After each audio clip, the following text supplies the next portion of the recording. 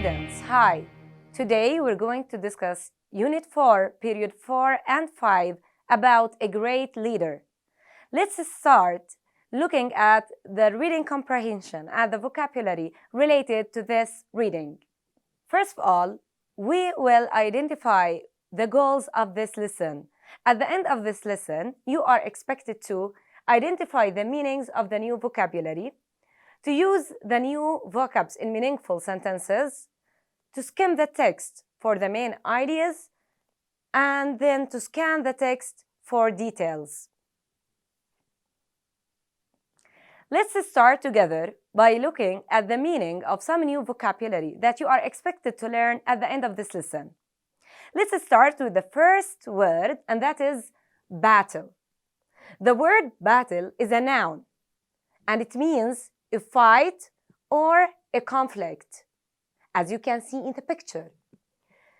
Let's have an example sentence. The battle lasted for several hours. Now, let's look at the second picture. And yes, the word is defeat. Defeat is a verb which means to overcome or to beat. Salaheddine defeated the Crusaders in the Battle of Hattin. The third word is die. Die is a verb which means to stop living. Many people died from coronavirus or COVID-19. Now let's look at the other word. We have God. We all love God. God is a noun. God is the supreme creator of the universe. God helps those who help themselves. And from the picture, you can expect the word. Yes, it's peace. Peace is a noun, which means harmony in personal relations. No fighting, no attacking. Peace and order were finally restored in the town. Now, let's look at believe. Believe is a verb which means to consider to be true or honest. An example sentences: I couldn't believe her story. She never tells the truth. Now, after we have looked at all the new vocabulary that you are expected to learn in this lesson, I want you all to bring your notebook and use these words in meaningful sentences. And I know you can do it. But while doing this exercise, please pay attention to write correct sentences using a subject like Ali, Sami, Suha, and the verb, and then to use the correct punctuation marks. Always remember to give an idea or a good idea when you write a sentence. Now let's look at the text. Let's try to skim the text to understand the main ideas that are mentioned in the text. Let's look at the pictures, at the title, at the subtitles. Let's read quickly the main ideas or the topic sentences in each paragraph. And now let's try together to answer the following questions. 1. Who is the text talking about? Yes, the text is talking about Salaheddine, the great leader. And the second question, what are the most important achievements of Salaheddine? Yes, Salaheddine had done 2 important achievements. The first one is he had brought together large parts of the Muslim world. He united the Arabs together. And then he also freed Jerusalem from the Crusaders.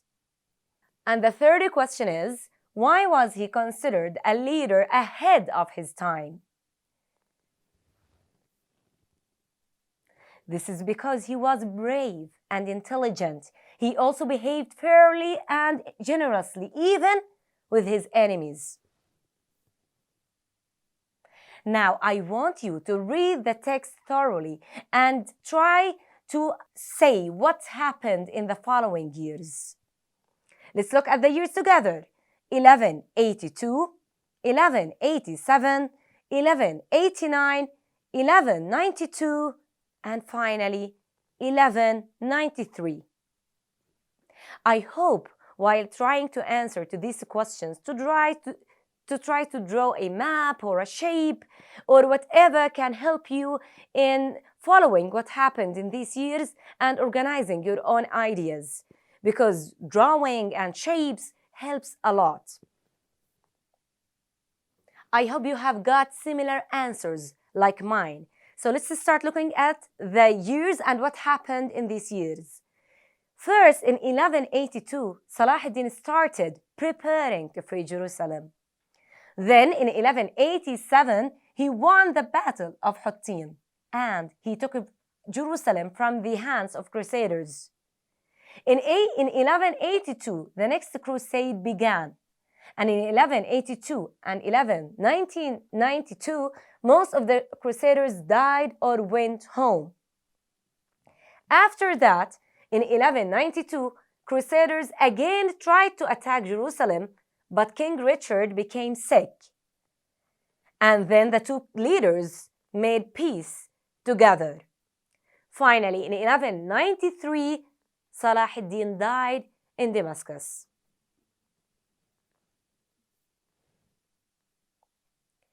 After reading the text carefully, I want you to try to check your understanding by trying to decide if the following sentences are true or false. Let's look at them together. A.